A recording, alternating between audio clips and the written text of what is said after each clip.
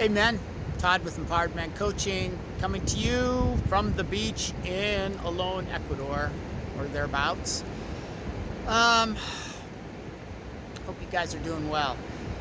Wanted to talk to you today about the importance of reframing false beliefs, or sabotaging beliefs, or limiting beliefs, or whatever you want to call them. But there's those fucking beliefs in your head that get in your way, that trip you up, that cause you problems, right?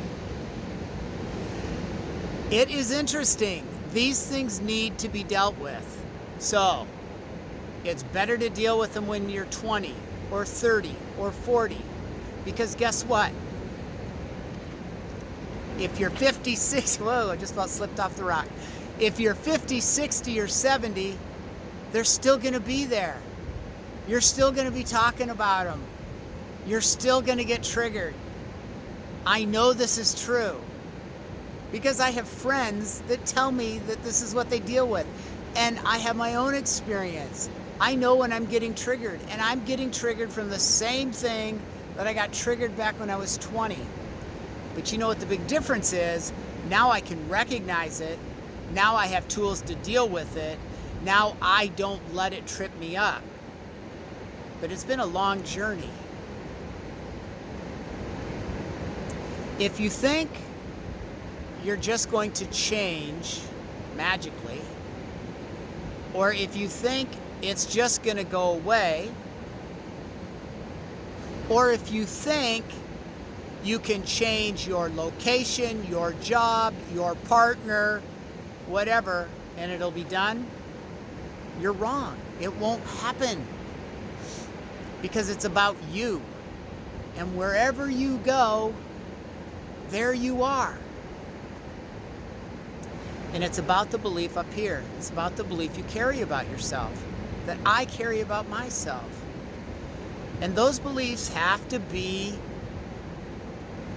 taken care of so that we walk around with beliefs in our lives about who we are that support us to become our best selves, that support us in achieving our goals, that support us moving forward and growing in life.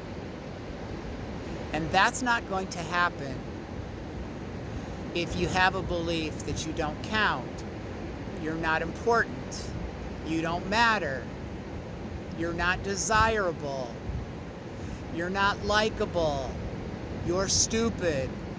Those are all false and limiting beliefs.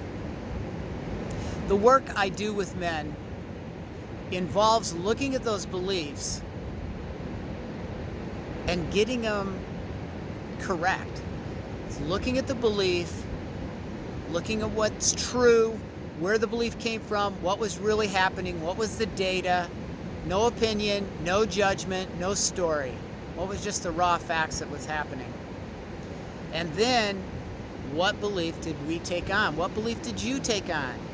Everything in our life, our beliefs, come from what we put on it. Everything that happens in life is just data points. It doesn't have an opinion or judgment. We are the ones that put the opinion, put the judgment, put the story to make sense of what's happening, to create context for ourselves. Oftentimes, when we're young, when we're children, when we have no job, we have no ability to say yes or no or determine our course in life, we can't take care of ourselves, we don't have ability to keep a roof over our head or feed ourselves or whatever, right? We depend upon others. And so we lack power. And when things happen that threaten us as kids, that scare us, that are bad for us, we create a story about ourselves as to why that's happening. And, as kids, we don't have emotional bandwidth to figure things out. So we think, oh, it must be me. What is it about me? Why would they say that? Why would they do that? And then we create behaviors to help us survive whatever we're experiencing, that either reinforce that false belief we have, or behaviors that try to push it back.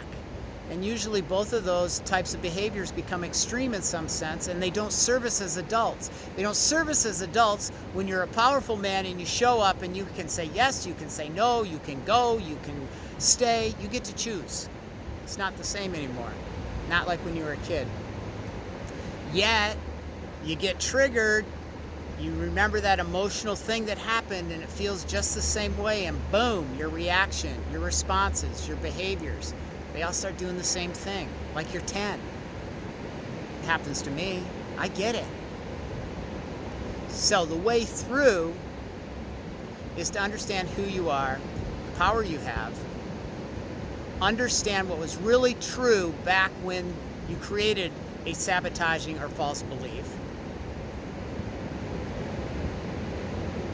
and with understanding what's true about you. You're brilliant, you're creative, you're funny, you're exploratory, you explore. You're adventurous, right? Whatever it is. That's what's true.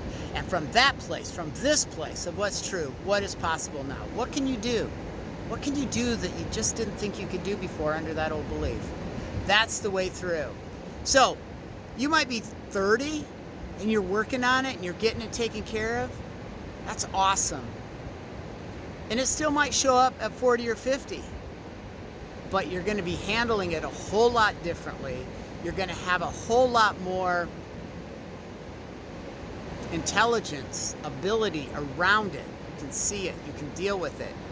So it's not going to create chaos in your life. And that's really what it's about.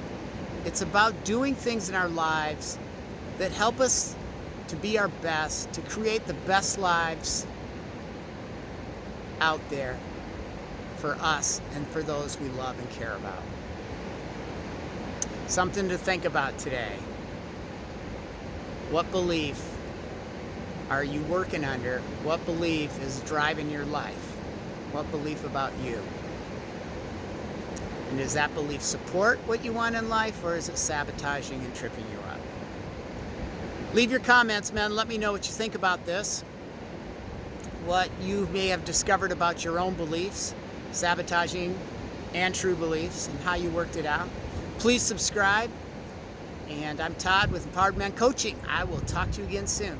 Ciao.